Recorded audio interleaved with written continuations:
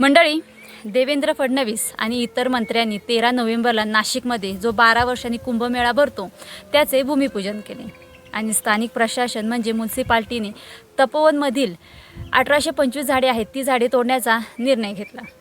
आता या 54 एकर क्षेत्रावरती असणारे 1825 झाडे ही झाडे जुनी झाडे आहेत आणि ही झाडे तोडून या मंत्र्यांना इथं कोणतं असं सुसज्ज असं सायन्स कॉलेज बांधायचं आहे का किंवा असं चांगलं किंवा व्यवस्थित असं हॉस्पिटल मोठं बांधायचं आहे का, तर मुळीच नाही। या मंत्र्यांना इथं या ठिकाणी साधुग्राम म्हणजेच संतांचं गाव बसवायचं आहे आणि हे संतांचं गाव बसवण्यासाठी तपोवनमधील 1825 झाडांची या मंत्र्यांना कत्ल करायची आहे।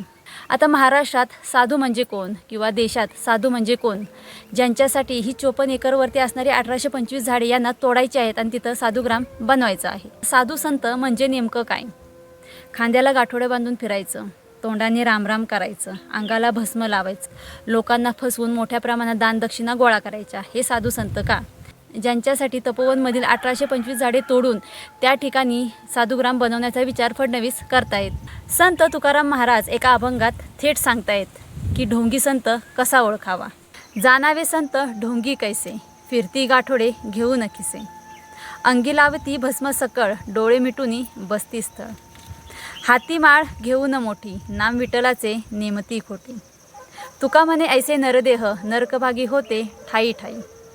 तुकाराम महाराजांच्या नजरेतून आपण जर बघितलं तर देशात एकही साधू किंवा संत हा खरा राहिलेला नाही।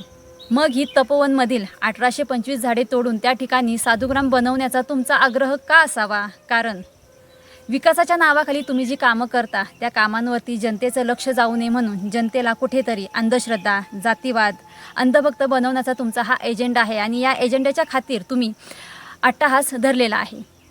बाकी फडणवीसजी, तुम्हाला मुख्यमंत्री म्हणावं का लाकूड तोड्या, हा प्रश्न आम्हाला पडलाय।